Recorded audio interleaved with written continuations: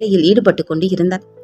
ஏற்கனவே சப்பாத்திக்கு மாவு பிசைந்து வைத்திருக்க குருமா வைப்பதற்காக கேரட், பீன்ஸ் இன்னும் தேவையானதை எடுத்தவர் ஒரு பாத்திரத்தில் வெட்டி காய்கறிகளை போட்டுக் கொண்டு இருக்க தன் அறையில் தூக்கம் கலைந்து கண் திறந்தான் அவரது மகன் ராம். 27 வயது இளைஞன். சிவந்த நிறம், 6 அடிக்கு சற்றே குறைவான உயரம், சிகரெட் பிடிக்காத சிவந்த உதடு, கொஞ்சமாக சுருள் கலந்த தலைமுடி. தொடர் உடற்பயிற்சியின் விளைவாக தேவைக்கு அதிகமாக சதைப்பிடிப்பு எங்கும் இல்லாத உடல்வாகு என்றிருந்தான் அவன். எழுந்தவன் கண்களை திறந்து கண்ணாடியில் முகம் பார்த்தபடி நேரம் பார்க்க வழக்கத்தை விடவும் சற்று தாமதமாக விழித்திருந்தான். இன்றைக்கு வாக்கிங் போக முடியாது என நினைத்தவன் முந்தைய இரவு யோசித்துக் கொண்டு இருந்ததை தனது அன்னையிடம் கூற நினைத்தபடி வேகமாக காலை கடன்களை முடித்து தனது மொபைலை எடுத்துக்கொண்டு தனது அன்னையை தேடி சமையல் அறைக்குள் வந்தான். அவர் தரையில் அமர்ந்து காய் நறுக்குவதை பார்த்தவன் இவனும் தாயார் அருகில் அமர, என்ன ராம், இப்பதான் எழுந்தையா? அப்பா கூட வாக்கிங் போகலையா? காலையிலேயே அம்மாவை தேடி வந்திருக்கிற, என்ன விஷயம் என விசாரித்தார் அவரது அம்மா திலகவதி. அம்மா அது என்றபடி வெட்டி வைத்திருந்த கேரட் 2 வாயில் போட்டவன், அம்மா உன்கிட்ட கொஞ்சம் பேசணுமா? இத அப்பா கிட்ட சொன்னா முறைப்பாங்க, நீங்க தான் எனக்கு பதில் சொல்லணும் என ஆரம்பித்து விட்டான். பீடிகையெல்லாம் பலமாய் இருக்கு, என்ன ஆச்சு என்று திலகவதி கேட்க, அம்மா இப்ப பார்த்து இருக்கிறமே அந்த பொண்ணு வேணாமா? டேய், என்னடா இப்படி சொல்ற?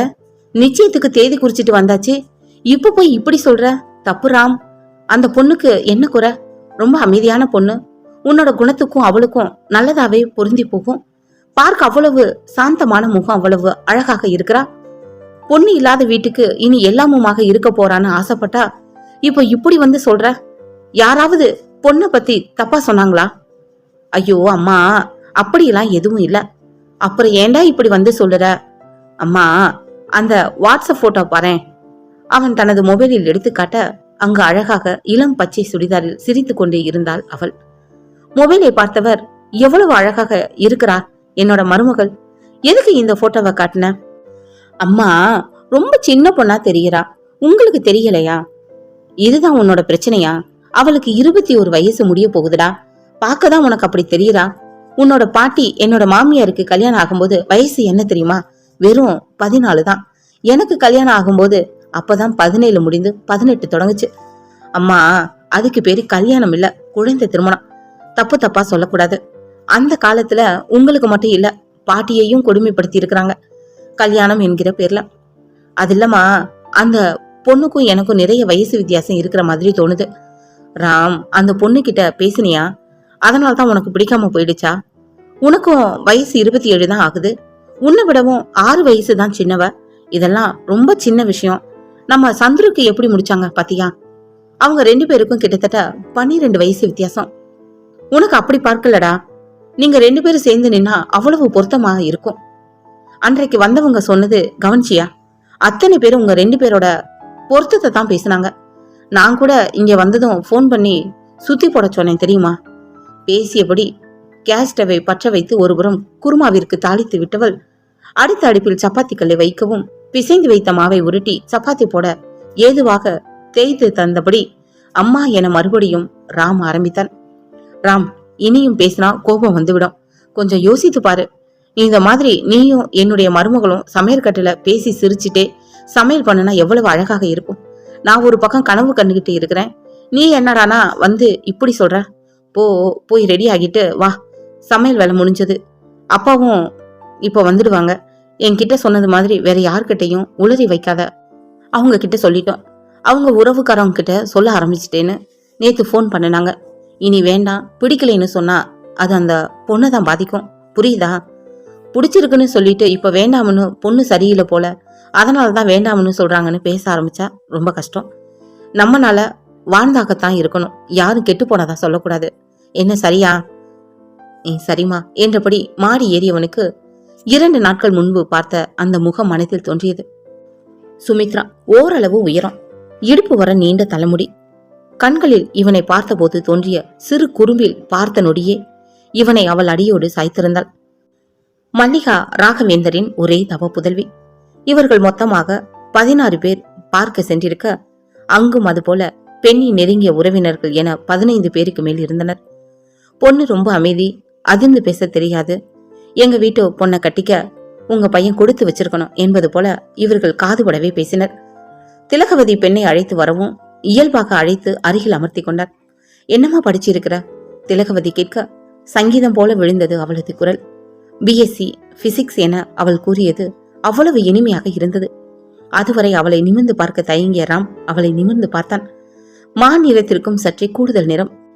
ஏனோ இங்கு அழைத்து வந்த கூச்சமோ ஏதோ. முகம் லேசாக முத்து முத்தான வியர்வையோடு பிங்க் நிறத்தை தத்தி எடுத்திருந்தது. திலகவதி தன் கைகளுக்குள் அவளது கையை வைத்தபடி, பயப்படாத சுமித்ரா, இதெல்லாம் இயல்பாகவே நடக்கிற விஷயம்தான். ராம் ரொம்ப நல்லவன், உன்னை பூ மாதிரி பார்த்துப்பான். இங்கே நீ எப்படி இருந்தியோ அதே மாதிரி அங்கேயும் இருக்கலாம். உன்னை கேள்வி கேட்க அங்க யாருமே கிடையாது. திலகவதி கேட்ட ஒவ்வொன்றிற்கும் சுமித்ரா பதில் சொல்ல சொல்ல தன்னை அறியாமல் அவளது முகத்தை பார்த்து கொண்டிருந்தான் ராம். திலகவதிக்கு கேட்டது வரைக்கும் திருப்தியை தர நிமிர்ந்து ராமிடம் பிடித்திருக்கிறதா என கேட்க நினைத்தவர் அவனது முகம் பார்த்தே புரிந்து கொண்டார். எங்களுக்கும் பொண்ணு ரொம்ப பிடிச்சிருக்கு. ராம் ஏதாவது பொண்ணுகிட்ட பேசுறதுனா பேசிட்டு வா என்று விட்டார். 5 நிமிடத்தில் பேச அருகில் இருந்த அறை ஒதுக்கி தரப்பட கொஞ்சம் பதட்டத்தோடு ராமும் அதைவிட பதட்டத்தோடு சுமித்ராவும் நின்று இருந்தனர். சுமித்ரா சேலையின் முந்தியை திருகியபடி நிற்க ராமு பாக்கெட்டில் இருந்த கர்ச்சிப்பை எடுத்து முகத்தில் தோன்றி இருந்த வியர்வையை துடைத்துக் கொண்டு இருந்தான். என்ன உனக்கு பிடிச்சிருக்குதா என இவன் கேட்க அதே நேரம் அவளும் அதையே கேட்டிருந்தாள். ஒரே நேரத்தில் 2 பேரும் ஒன்றையே கூற இருவர் முகத்திலும் லேசான புன்னகை தோன்றி இருந்தது. சுமித்ரா என மறுபடியும் ஆரம்பித்தவன், லேடிஸ் ஃபர்ஸ்ட், என்ன உங்களுக்கு பிடித்திருக்கா என இவன் கேட்க பிடித்திருக்கிறது என்பது போல அவள் தலையாட்டினாள்.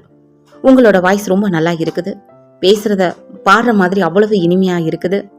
சோ தலையாட்டாம பதில் சொல்லுங்க. பிடிச்சிருக்கு, போதுங்க என்றபடி வெளியேறி இருந்தான். இவன் தந்தை அருகில் போய் நிற்கவும் திலகவதி சுமித்ராவின் தாயார் மல்லிகாவிடம், எங்களுக்கு பொண்ணு பிடிச்சிருக்கு, சீக்கிரமா நல்ல நாள் பார்த்துட்டு நிச்சயம் பண்ணிடலாம் என சொல்லிவிட்டு புறப்பட தயாராகினார். ராம், போகலாமா? சரிமா. என்ன சரி, பொண்ணுகிட்ட நம்பர் ஏதாவது வாங்கினியா? நீ நம்பர் கொடுத்தாயா? இல்லை என்பது போல அவன் தலையாட்ட, இரு நான் வாங்கிட்டு வரேன். இந்த காலத்தில் இப்படியும் பிள்ளைங்க இருக்கத்தான் செய்யுது. சுமித்ரா, போன் நம்பர் தாமா, எனக்கு உன்கிட்ட பேசணும்னு தோணுனா கூப்பிடுவேன்ல என நம்பர் வாங்கி இவனிடம் தந்து இருந்தார். அன்று இரவே குட் நைட் மெசேஜ் தட்டிவிட்டவன் அவளை வாட்ஸ்அப்பிலும் இணைத்து இருந்தான். இயல்பாக ஏதாவது போட்டோ அனுப்பு என இவன் கேட்க அவள் அனுப்பிய புகைப்படம் பார்த்தவனுக்கு குழப்பம் தோன்றி இருந்தது. இந்த வார இறுதியில் நிச்சயம் செய்வதாக கூறியிருக்க அவள் அனுப்பியிருந்த புகைப்படத்தில் ஜீன்ஸும் டி ஷர்ட்டில் 15-16 வயது பெண் போல மிகவும் சிறியவளாக தெரிந்தாள். இப்போது தனது தாயாரிடம் பேசவும் கொஞ்சம் திருப்தியாக உணர வேகமாக குளித்து புறப்பட்டு வெளியே வந்தான். தந்தை டைனிங் ஹாலில் அமர்ந்து சப்பாத்தி சாப்பிட்டுக் கொண்டு இருக்க அருகில் சென்று அமர்ந்தான். இவனை பார்த்ததும் தட்டுல சாப்பாடு திலகவதி எடுத்து வைக்க, தகப்பனார் கிருஷ்ணனும், ராம், இன்றைக்கு சாயங்காலம் கடைக்கு போகணும், பொண்ணுக்கு சேலையும் அப்படியே மோதிரமும் வாங்கணும், இன்றைக்கு வாங்கிட்டா மத்த வேலை பார்க்க சரியா இருக்கும், என்ன சொல்ற என விசாரித்தார். சரிங்கப்பா என்றான். என்னவோ போடா, என்ன சொன்னாலும் ஒரே ஒரு வார்த்தையில பதில சொல்ற திலகவதி. நான் கிளம்புறேன் என கிளம்பி போனார். ராமின் தந்தை அருகிலேயே ஸ்டேஷனரி பொருட்களை மொத்த விலைக்கு வாங்கி விற்று கொண்டு இருந்தார். ராம் படித்து முடிக்கவும் 5 கிலோமீட்டர் தொலைவிலேயே அக்கௌண்டன்சி வேலை கிடைக்க ஆரம்பத்தில் 15,000 இருந்த சம்பளம் இப்போது 25 மாறி இருந்தது. சம்பளம் சற்றே குறைவாக தோன்றினாலும் தாய் தந்தை அருகிலேயே இருந்து பார்க்க வேண்டும் என்பது அவனது ஆசை. அதற்கு ஏற்றாற்போல் வேலையும் அமைய வாழ்க்கை எந்த ஒரு சிக்கலும் இல்லாமல் நடந்து கொண்டு இருந்தது. இவன் சாப்பிட்டு முடித்து எழுந்தவன், அம்மா, நானும் ஆபீஸ் கிளம்புறேம்மா.